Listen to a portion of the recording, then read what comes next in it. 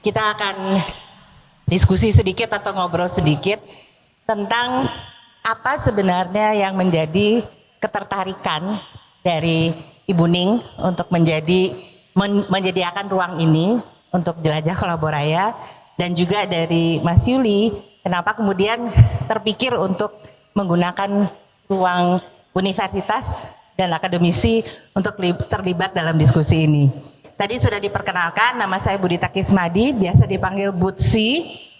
Saya adalah Direktur Eksekutif Rumah Inspirit yang sebenarnya sejak tahun lalu itu mempunyai sebuah gagasan yang kita populerkan yang namanya Kolaboraya. Apa itu Kolaboraya? Nanti Mas Juli akan cerita, tapi untuk awalan saya ingin menanyakan kepada Ibu Ning. Kalau sebenarnya sejarah Arkom ya, Arsitek Komunitas Indonesia itu selama hampir 2 dekade bekerja bersama komunitas miskin kota di Jogja, Palu, dan Surabaya, serta Solo untuk mewujudkan visi kota ekologis untuk semua. Melalui pemetaan budaya bermukim, advokasi hak atas hunian yang aman, dan rekonstruksi pasca bencana. Melihat kompleksitas persoalan kota, Arkom memilih pendekatan ekosistem yang terbuka, adaptif, dan kolaboratif, mendorong keterlibatan berbagai aktor sesuai kekuatannya untuk memperbesar dampak. Kalau dari Ibu Ning sendiri, apa yang kemudian bisa dilihat, yang bisa dikolaborasikan dengan organisasi seperti Arsitek Komunitas dalam membangun kota untuk semua? Silakan. Baik, terima kasih Kak Butsi. Boleh saya panggil Kak Butsi ya? Oh, Butsi. Ya, UKDW sangat dekat ya dengan Arkom. Bahkan direkturnya Arkom juga alumni kami dari Duta Wacana, dari Arsitektur Duta Wacana. Jadi kami memiliki prodi bermula dari prodi arsitektur yang kemudian ada di dalamnya ada fokus tentang perkotaan. Nah, tema-tema yang diangkat oleh Arkom ini yang terkait dengan kota untuk semua ini sangat dekat dengan kami karena UKDW ini kan berada di kota ya, di kota Jogja, di jantungnya kota Jogja, dan kita tahu persis permasalahan-permasalahan yang ada di kota Jogja. Dan kami juga terlibat di dalam pentahelik yang dicanangkan oleh pemerintah kota bahwa untuk kerjasama ekosistem kota untuk semua atau ekosistem pembangunan kota ini harus melibatkan 5K. 5K itu salah satunya adalah kampus.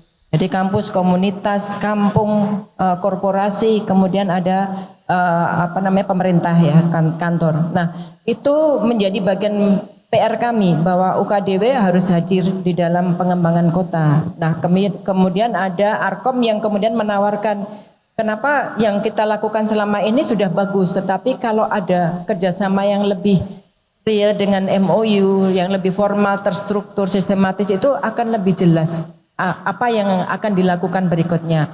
Oleh karenanya hari ini kami melakukan tanda tangan tadi MOU. Yang berikutnya adalah kami bisa melibatkan dosen-dosen dalam melakukan tridharma, karena dosen ini kan PR-nya banyak, pengajaran, penelitian, dan pengabdian. Nah, di dalam merancang kota yang tadi bersama ekosistem tadi, saya pikir dosen akan terlibat tidak hanya sebagai pengajar, tetapi dosen juga akan terlibat sebagai pelaku, sebagai komunitas yang itu nanti secara real berdampak ke masyarakat. Jadi kami kampus sangat relevan dengan persoalan-persoalan kota untuk semua, dan apabila nanti ada hal-hal yang dikeluarkan atau dihasilkan dari pertemuan-pertemuan kolaborasi seperti ini, UKDW siap untuk diajak bagaimana nanti itu hasilnya bisa terstruktur, bagaimana supaya ini bisa menjadi luaran yang nyata, dan kita akan berikan rekomendasi ke siapa. Begitu UKDW siap. Ada hadir ini ibu bapak dari UKDW yang mereka selalu siap untuk diajak bekerja sama. Ada Pak Paulus, Bu Imelda, Bu Rosa, dan banyak lagi. Begitu. Baik, terima kasih Bu Ning, dan harapannya selama kita bersama hari ini ada kesempatan juga dari kawan-kawan yang mungkin tidak terlalu banyak berinteraksi dengan teman-teman akademisi dan di kampus bisa memanfaatkan kesempatannya hari ini. Betul, betul. Saya ke Mas Yuli. Arsitek Komunitas atau Arkom sangat dekat dengan isu perancangan ruang yang berpihak pada masyarakat. Bagaimana Arkom mendefinisikan hub ekosistem kota yang inklusif yang dari kacamata praktisi atau pelaku. Karena sebenarnya kerjasama ini adalah dalam upaya membangun sebuah hub kota untuk semua. Ya, terima kasih Mbak Butsi. Saya sebagai bagian dari Arkom yang juga merasa titik tumbuhnya Arkom dari ruang ini.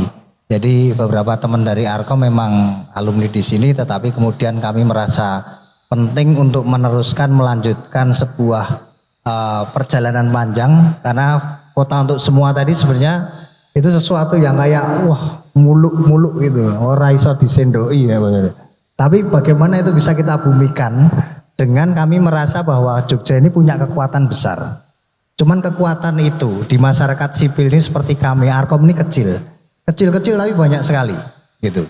Nah yang kecil banyak ini kalau nggak terhubung, nggak terkoneksi, nggak menjadi sebuah bagian yang kita tuh kepengen ke jalan sana dengan cara yang berbeda-beda tadi, kalau kita nggak ketemu kayak gini ya kita nggak kenal.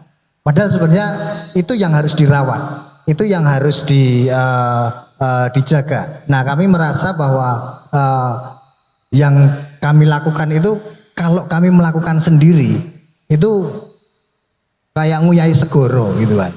Dan nguyai segoro itu kayak sesuatu yang dampaknya itu kecil terus tapi dilakukan kayaknya jadi capek gitu. Nah oleh karena itu sebenarnya kenapa kami merasa mengajak yang lain, terutama seperti universitas, kemudian teman-teman juga yang di sini, teman-teman masyarakat sipil, pemerintah juga terima kasih ada yang hadir gitu Pak Sigit gitu. Nah itu saya pikir ini menjadi momentum luar biasa bahwa Jogja ini sangat kaya, bisa menjadi model hub. Nah kemudian kami merasa bahwa kampus seperti UKDW ini bisa menjadi hub pengetahuan dan hub pengembangan talenta. Nah ini yang kemudian ini bisa kami, kalau kita bisa terhubung dengan teman-teman yang komunitas, dengan masyarakat sipil, saya pikir ini menjadi guliran gerakan baru dengan konsep atau dengan pendekatan ekosistem tadi akan kemudian memberikan dampak yang cukup baik. Karena kita tahu persis bahwa kita menghadapi kota ini sekarang jelas berat sekali. 2050 penduduk dunia itu 50% di kota. Tetapi Arkom sebagai organisasi yang berorientasi pada keadilan sosial sampai sekarang masih dengan teman-teman ibu-ibu yang menyiapkan konsumsi adalah ibu-ibu yang di pinggir kali yang sampai sekarang pun masih sulit sekali mendapat akses untuk mendapatkan rumah. Gimana kita ngomong kota untuk semua? Ini akan terjadi kapan? Kalau kita nggak kerjasama, kita nggak gotong royong, nonsen kota untuk semua ini akan terjadi. Makanya hub ini penting supaya kemudian kita merasa menjadi bagian yang ayo kita bersama-sama kita wujudkan. Saya pikir itu Mbak Butsi. Oke, terima kasih Mas Yuli. Mungkin sedikit lagi kalau boleh Mas Yuli, ada di ruangan ini yang mungkin belum terlalu kenal dengan Arkom Indonesia dan juga tidak bergerak secara spesifik menempatkan dirinya sebagai aktivis kota gitu ya, urban gitu. Nah, bisakah diceritakan sedikit, tadi sempat menyebut Ibu Kalijawi. Ya, terima kasih. Ya sebenarnya Arkom ini kan kalau singkatannya ya arsitek komunitas, tapi kami mencoba melampaui makna arsitek sebagai sebuah profesi, tetapi itu sebagai sebuah cara. Jadi arsitek komunitas adalah teman-teman yang siapapun yang punya profesi yang mau mendedikasikan dengan komunitas artinya masyarakat. Nah masyarakat yang kami maknai adalah masyarakat yang sekarang masih butuh support, masih butuh teman. Kelompok-kelompok marginal miskin di perkotaan ini masih banyak sekali gitu kan. Yang ini saya pikir teman-teman Arkom butuh banyak teman gitu kan. Nah kami concern di situ. 12-14 tahun terakhir kami bekerja dengan para ibu-ibu, para perempuan di pinggir kali untuk memperjuangkan hunian layak huni. Tetapi konsepnya kami mengorganisir mereka, kemudian membuat kelompok tabungan dan sampai sekarang kayak yang contoh di Kalijawi mereka bisa membuat koperasi dari nabung 2012 tahun sekarang bisa membuat koperasi yang asetnya sampai 1,2 miliar. Saya pikir ini yang menjadi kekuatan lagi bahwa komunitas punya kekuatan, tetapi kekuatan ini enggak akan berdampak luas kalau teman-teman kemudian juga ikut ngeroyok gitu. Nah, Arkom membuka ruang untuk itu supaya kemudian inisiatif-inisiatif kecil seperti ini yang kemudian sudah muncul bisa kemudian dikeroyok supaya kemudian keadilan sosial tadi bisa terwujud. Itu. Kalau dibahasakan sebenarnya dikeroyok itu kita mulai memperkenalkan nanti yang kita akan bahas soal pendekatan ekosistem. Jadi sebenarnya kita ada di sini juga antara lain mengumpulkan teman yang aktif di berbagai isu, bukan hanya perkotaan, tetapi sebagai tema utama kita menggunakan pendekatan kota untuk semua. Tidak menutup kemungkinan teman-teman yang bergerak di isu lain pada satu pertemuan yang lain kita bisa mengajak untuk fokus pada isu yang bukan kota untuk semua. Nah, membangun sesuatu yang ideal seperti hub talenta dan pengetahuan, khususnya untuk membangun kota inklusi itu pasti ada tantangannya, pasti tidak lepas dari tantangan. Kalau menurut Bu Ning dan Mas Yuli, apakah tantangan terbesar dalam mewujudkan ekosistem kota yang benar-benar inklusif? Misalnya berangkat dari pengalaman di Yogyakarta yang mungkin dibandingkan beberapa kota lain itu lebih inklusif. Kayak misalnya contoh saja kemarin dengan sekejap sebenarnya dalam waktu hitungan 12 jam rem kecil yang agak menukik itu sudah berubah menjadi rem yang lebih lebar dan lebih landai. Itu dilakukan di sini dan sebagai orang menggunakan kursi roda itu benar-benar merasa dilihat gitu ya, dan itu nggak banyak yang melakukan itu. Tantangan apa lagi kira-kira Mbak Ning dan Mas Yuli, mungkin dari Mbak Bu Ning. Baik, tantangan untuk sebuah hub yang ideal ya. Jadi karena kita ini berasal dari berbagai perspektif, dari berbagai latar belakang, saya pikir masing-masing punya tujuan dan itu kadang sulit untuk bisa digabungkan. Belum lagi backgroundnya. Jadi kalau misalnya kami sering bekerja sama membuat kajian dengan misalnya pemerintah gitu ya. Pemerintah pasti punya aturan main, punya sistematika sendiri yang kadang itu nggak cocok gitu ya kalau di lapangan atau di bidang akademis. Nah itu hal kecil yang mungkin menjadi ganjalan gitu ya di dalam melaksanakan ekosistem. Namun melalui dialog diskusi saya pikir itu bisa dilakukan ya. Sebagai bagian dari kota inklusif saya pikir UKDW sudah memulai meskipun masih banyak ya tantangannya, seperti kami memulai membuat unit layanan disabilitas untuk tahun lalu sudah dibuka dan tahun ini sudah mulai itu digiatkan lagi. Di situ melibatkan bagaimana nanti kami siap menerima mahasiswa, semua orang yang masuk ke UKDW itu bisa gitu ya, aksesnya bisa selain fisik tadi, akses yang non fisik juga harus bisa gitu. Jadi di lain itu juga ada layanan disabilitas yang dipakai di kota. Jadi beberapa ada pusat studi, kami punya pusat studi disabilitas dan desain inklusif, itu juga bekerja sama dengan teman-teman komunitas, dengan teman-teman dari kelompok disabilitas, bagaimana mencoba menilai satu penggal dari kota, baru satu penggal saja misalnya, karena kami di Kota Baru ya, jadi kami lihat satu lorong Kota Baru itu diakses oleh berbagai macam kebutuhan dan itu ternyata semuanya tidak bisa mengakses sendirian. Jadi betapa sulitnya untuk kelompok tertentu itu mengakses kota. Jadi kami sadar penuh gitu ya bahwa kami hadir mungkin tidak sempurna karena sebagai akademisi tidak tahu persis apa yang di lapangan. Jadi kami membutuhkan teman bagaimana supaya ilmu yang kami ada itu bisa diterapkan di lapangan semacam itu. Begitu ya. Iya, terima kasih. Beralih lagi ke Mas Yuli ya. Kalau tadi tantangan juga sudah disampaikan ya bahwa sendirian itu berat sekali gitu, bahkan mungkin nggak akan tercapai visi besar yang diinginkan. Jadi kolaborasi menjadi salah satu peluangnya. Nah pertanyaan saya adalah gimana caranya menjembatani perbedaan kepentingan yang tadi disampaikan gitu dari perspektif teman-teman di komunitas dan pelaku.